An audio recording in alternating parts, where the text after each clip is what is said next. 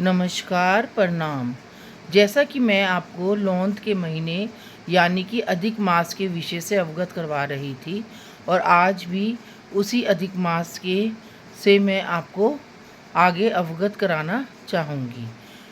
पुरुषोत्तम मास यानी कि श्रीमन नारायण का मास, ये विष्णु भगवान को समर्पित का मास कहलाता है, क्योंकि इस महीने में जितना हम नारायण भगवान की स्तुति करेंगे उतना ही हम मोक्ष के द्वार पर जाएंगे।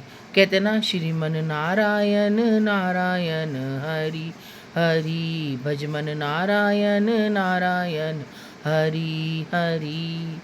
ओम नमो नारायण, ओम नमो नारायण, भजमन नारायण नारायण हरि हरि, श्रीमन नारायण नारायण हरि हरि।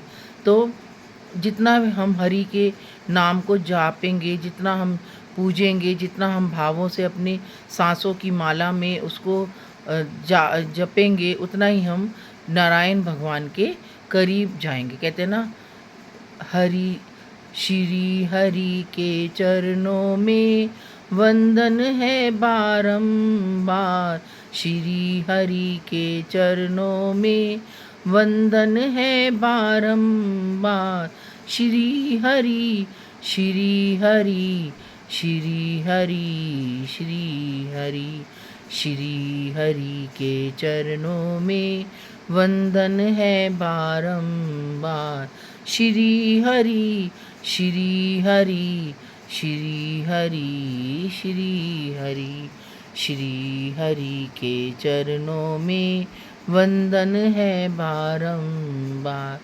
श्री हरि के चरणों में वंदन है बारंबार, श्री हरि श्री हरि श्री हरि श्री हरि, श्री हरि में सृष्टि है, श्री हरि से भक्ति है, श्री हरि से सृष्टि है, श्री हरि से शक्ति है, श्री हरि की भक्ति में मोक्ष को पाना है हमको, श्री हरि की भक्ति से मोक्ष को पाना है हमको, श्री हरि श्री हरि श्री हरि श्री हरि, श्री हरि के चरणों में बारंबार हमको प्रणाम। तो हम बारंबार श्री हरि के चरणों में प्रणाम करते हैं, उन्हें नमन करते हैं, उनका वंदन करते हैं, तो उतना ही हम हरि के चरणों से की भक्ति को प्राप्त कर सकते हैं। क्योंकि श्री हरि के चरणों की भक्ति को प्राप्त करना भी साधारण काम नहीं है। कोई भी देवी देवता है, कोई भी परमात्मा है, कोई भी भगवान है, चाहे वो राधा जी हैं, चाहे वो भगवान विष्णु हैं, कृष्ण हैं, जब तक हमारे अंदर श्रद्धा नहीं होगी, हमारे अंदर भाव नहीं होगा, प्रेम नहीं होगा, तपस्या नहीं होगी, मेहनत नहीं होगी, तो हम कभी भी किसी भी परमात्मा को नहीं पा सकते और ना ही उनको समझ सकते हैं। आज भी अगर हम किसी भी परमात्मा भगवान की स्तुति करते हैं और हम उनके विषय को अच्छे से जान ही नहीं पाएंगे, तो हम उनकी हम अच्छे से भक्ति नहीं कर पाएंगे, उनको नमन नहीं कर पाएंगे, हमारे अंदर श्रद्धा नहीं जागृत होगी।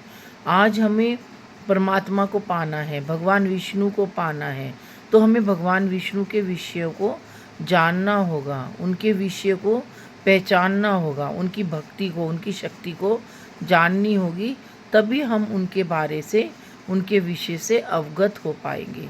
मैंने आपको अधिकतर एपिसोडों में राधा कृष्ण की भक्ति बताई, आत्मज्ञान बताया, ब्रह्म ज्ञान बताया और भगवान विष्णु से भी अवगत करा चुकी हूँ मैं पहले के एपिसोडों में। तो लेकिन भगवान विष्णु को कैसे प्राप्त किया जा सकता है? भगवान विष्णु को प्राप्त करने का एकमात्र हमारा शालिग्राम जी की भक्ति करें, शालिग्राम जी की को जाने, शालिग्राम जी को पहचाने, तो हमें भगवान विष्णु की भक्ति को से भी हम अवगत हो जाते हैं। क्योंकि भगवान विष्णु की भक्ति को भी पाना आसान काम नहीं है, उनके विषय को पहचानना भी आसान काम नहीं है। जब तक हम शालिग्राम जी को नहीं की शक्ति को नहीं पहचानेंगे तो हम भगवान विष्णु के को भी नहीं पहचान पाएंगे। तो शालिग्राम जी की सेवा करनी चाहिए, शालिग्राम जी की भक्ति को तपस्या करनी चाहिए। शालिग्राम की भक्ति और उनकी जो हम करते हैं सेवा से हमें मोक्ष की प्राप्ति होती है। हमारे 84,000 की जो योनि होती है हम उससे छुटकारा प्राप्त कर लेते हैं। तो शालिग्राम जी की भक्ति और शालिग्राम जी की सेवा करने से ही हमें भगवान विष्णु की भक्ति प्राप्त होती है। उनके विषय से हम जान पाते हैं। श्रीमद् भागवत महापुराण के अध्ययन से भी हम भगवान विष्णु को जान पाते हैं और उनको पहचान पाते हैं, क्योंकि भगवान विष्णु ने ही अवतार लेकर इस पृथ्वी पे आए और पूरी श्रीमद् भागवत में भगवान के 22 अवतारों के विषय में बताया गया है कि भगवान ने कौन कौन से अवतार कब कब लिए, और भगवान विष्णु ही पूरी भागवत में समाये हुए हैं। तब भगवान विष्णु ने कृष्ण का अवतार लेकर द्वापर युग में आए और उन्होंने अपने राधा जी के संग लीलाएं खेली और वापस बैकुंठ को गए। लेकिन राधा जी आज भी वृंदावन में है और भगवान कृष्ण भी आज वृंदावन में साक्षात रूप से हमें दर्शन दे रहे हैं। जो भी श्रद्धा और भाव से जाता है आज भी वृंदावन के उन पुराने प्राचीन मंदिरों में जाओ, उन प्राचीन जगहों पर जाओ, तो आज भी तुम्हें भगवान विष्णु कृष्ण साक्षात रूप में मिलेंगे। भगवान कृष्ण की बंसी हमारे कानों को में कर्ण भेदी तरंगों से हमारे कानों में जाती है। राधा की पायल की छमछम की आवाज़ हमें सुनाई देती है।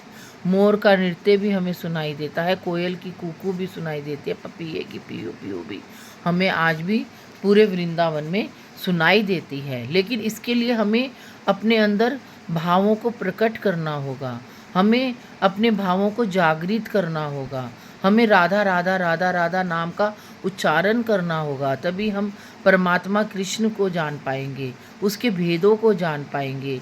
भगवान कृष्ण भी को पाने के लिए हमें तरह तरीके के प्रयोग करने पड़ते हैं।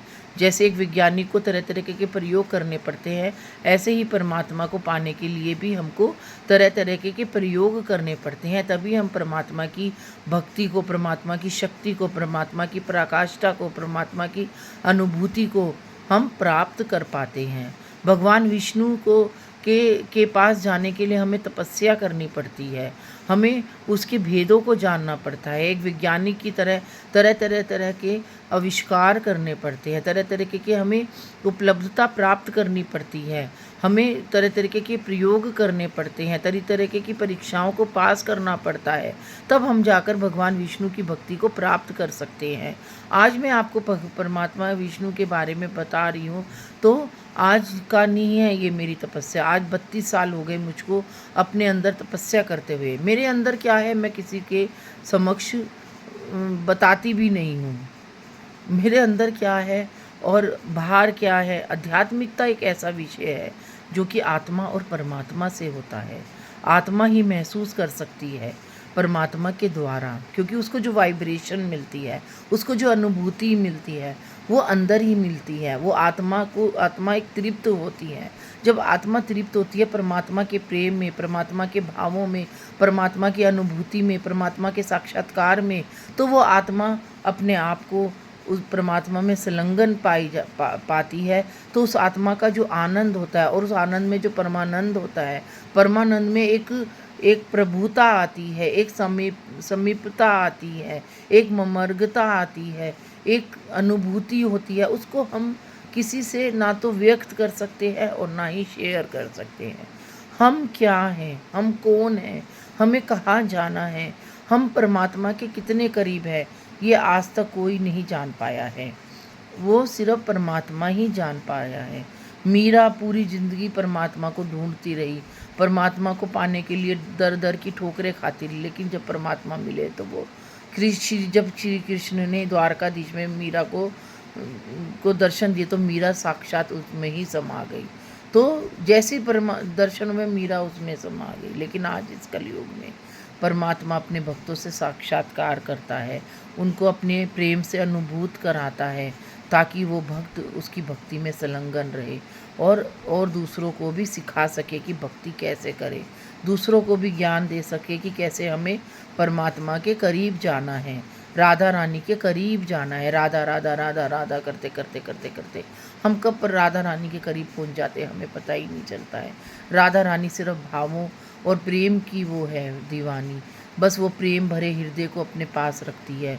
और जो भी प्रेम से राधा रानी को ध्याता है, करुणा से राधा रानी को पुकारता है, तो राधा रानी भी स्वयं उसके हृदय में प्रकट होकर उसको अपने हृदय से हृदय में ही लगाती है गले, और कहीं नहीं लगाती। जहाँ भी राधा रानी का सामीप्य है, राधा कुंड है, बरसाना है, गहवर वन है, वहाँ जाकर देखो आज भी राधा रानी आपको अपने हृदय में बसाती है कि नहीं।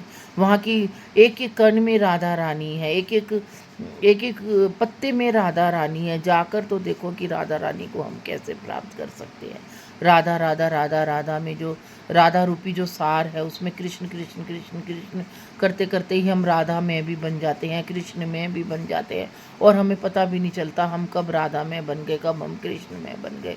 तो वो जो भक्ति है, वो जो भक्ति की धारा है, वो जो हमारे अंदर की एक अनुपम धारा है, वो जब बहती चली जाती है तो हम उसके अंदर खो जाते हैं, उसके अंदर हम समा जाते हैं और हमें पता भी नहीं चलता है, और ना ही हम इसको किसी के समक्ष रख पाते हैं। आज के लिए इतना ही। आगे मैं आपको इस और भी इस विषय से अवगत कराना चाहती हूँ। नमस्कार, प्रणाम।